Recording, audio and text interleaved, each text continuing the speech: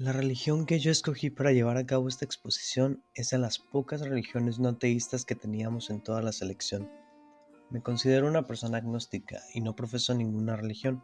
Sin embargo, siempre he tenido cierta afinidad por el budismo. Mi más grande revelación llegó cuando leí Siddhartha hace un par de años, porque hasta la fecha sigue siendo uno de mis libros favoritos y Hermann Hesse uno de mis escritores favoritos también. Sin embargo, en el proceso de selección no alcancé a escoger la religión budista, por lo que me tuve que ir por el budismo tibetano. Esto significó que tuviera que investigar un poco más y por ende descubrir cosas nuevas que no me imaginaba. El budismo tibetano se originó en los Himalayas, también es conocido como lamaísta. Es mayoritario en Bután, Mongolia, Latka, India y Tíbet. Tradicionalmente, el Dalai Lama ha sido el líder espiritual y temporal del Tíbet. También es el líder espiritual de todos los seguidores del lamaísmo o budismo tibetano.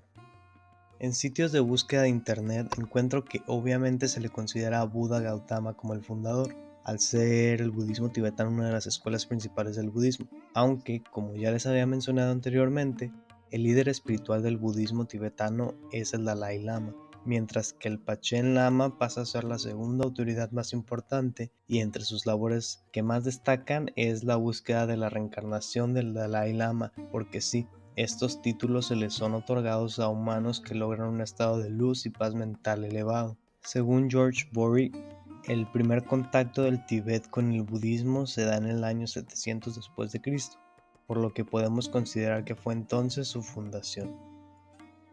Las principales doctrinas y creencias las comparte con el budismo. Las cuatro verdades: la verdad de dukkha, malestar en sánscrito; la verdad de la causa de dukkha, es decir, el origen del malestar; la verdad de la extinción del dukkha, cómo terminó el malestar; y la verdad del sendero que conduce a la extinción del dukkha, es decir, el programa de entrenamiento que el Buda enseñó para lograr la extinción del malestar. Por otro lado está el Atman. Se trata de uno de los elementos más importantes y característicos de las enseñanzas budistas y por el cual se diferencia respecto al resto de las religiones mayoritarias. Otro de los mitos primordiales son los 5 agregados. Estos son los procesos en que se clasifica toda la experiencia individual de cada persona.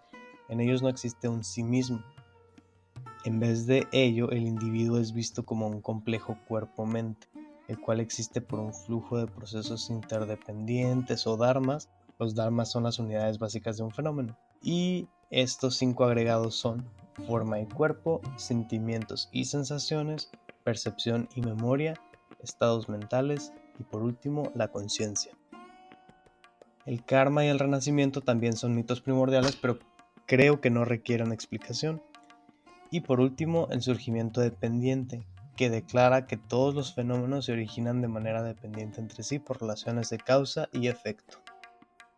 Los mecanismos de propagación de la religión del budismo tibetano son básicamente enseñanzas que se predican de persona a persona, pero se entiende como un camino individual que cada uno debe de tomar.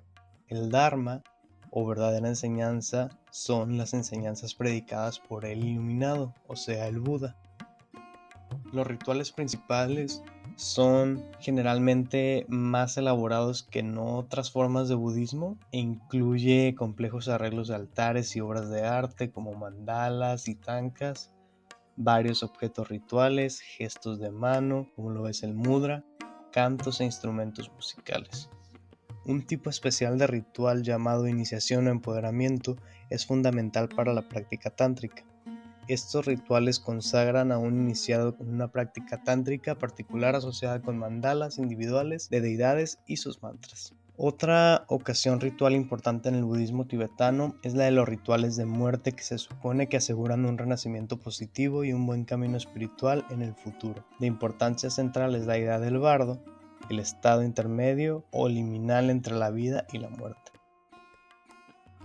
La relación de la tradición con la dimensión geográfica, cósmica y cíclica.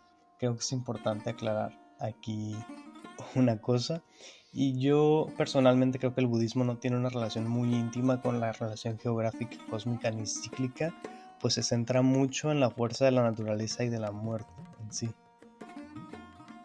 por lo que no sé si existe una relación o lazo muy fuerte con esas categorías, pero sabemos que los ritos y rituales son más como una conmemoración a la vida y la muerte y no se respeta tanto a lo mejor tiempos mundanos o espacios o objetos mundanos. Sin embargo, creo que hay templos que merecen ser destacados aquí porque por la importancia sociohistórica que le damos y porque para la religión también son importantes. Está el Potala o Templo de Lhasa, que es la máxima expresión de arquitectura tibetana y residencia de los Dalai Lama desde que Losang Gyatso lo fundó en el siglo XVII, en Lhasa, la capital de Tíbet. El templo de Yoghan o monasterio de Yoghan es el más famoso de los templos budistas de Lhasa en el Tíbet. La relación de la tradición con otras tradiciones no encontré mucha información, pero me pareció importante destacar que el hinduismo y el budismo se desarrollaron en zonas geográficas muy cercanas. Entonces hice la comparación entre ambas, que si bien son originarias de la India, pero no está bien confundirlas, pues se basan en preceptos similares, como predicar el amor, la paz y la evolución espiritual, pero la verdad es que hay más diferencias que similitudes. Una de las principales es que, por ejemplo, el hinduismo es una religión politeísta, mientras que el budismo y el budismo tibetano son religiones no teístas. El bien y el mal son conceptos opuestos y excluyentes dentro del budismo tibetano. El bien y el mal no son cualidades absolutas, sino relativas. Un acto puede ser malo o bueno según el impacto que cause, en uno como en otro, por lo que no puede ser medido por las reglas de conductas abstractas. Es decir, podemos decir que es subjetivo. A diferencia de otras religiones, en el budismo los preceptos éticos existen no como una imposición, sino como guías de práctica. Es decir, no creo en sí que haya un mecanismo de castigo al no cumplir alguno de los 5 preceptos, porque dentro de la religión se manejan preceptos. Los 5 preceptos son, podemos decir, como los 7 pecados capitales en la religión judio-cristiana. Sin embargo, aquí no sucede absolutamente nada si no los cumples. El único mecanismo como de castigo que encontré puede ser no serías parte de la comunidad de monjes y nunca conocer realmente la enseñanza del Buda. La relación de la tradición con problemas sociopolíticos generales no encontré todos los de la lista, pero cabe aclarar que me costó mucho trabajo encontrar posturas sobre el budismo tibetano como escuela budista sobre estos temas. De hecho, todo lo que encontré es directamente del budismo. Pero, respecto a la sexualidad, para los monjes budistas la actividad sexual está totalmente prohibida por el código del Vinaya. Hay que destacar que el budismo, como expresión también de su procedencia asiática, no contempla el sexo como algo sucio o dañino, excepto para el camino de la renuncia de los monjes. Las indicaciones budistas respecto al sexo están en la misma línea que otras actividades, evitando los extremos de adicción o represión. Hablando de la homosexualidad, esta fue aceptada por el propio Buda Gautama al permitir en vida la ordenación de monjes homosexuales. El budismo no mantiene una postura única acerca del aborto. En un episodio de su vida, Buda desaconsejó a una mujer la interrupción de su embarazo. Algunos maestros y comentaristas hacen hincapié en la necesidad de cierta evolución de la gestación, mientras que otros se muestran muy claros respecto a evitar el aborto en cualquier punto de gestación. Me parece un trabajo sumamente enriquecedor, ya que, como mencioné al principio, esta es una de las religiones que más llaman mi atención desde un tiempo para acá. Si bien muchas de las preconcepciones que tenía de ella solamente se confirmaron, hubo muchas cosas que no sabía y ayudaron a moldear una mejor perspectiva sobre lo que considero budista. Es increíble la afinidad que existe entre mi personalidad, mis posturas, mi pensamiento y las enseñanzas que el budismo tibetano intenta reproducir.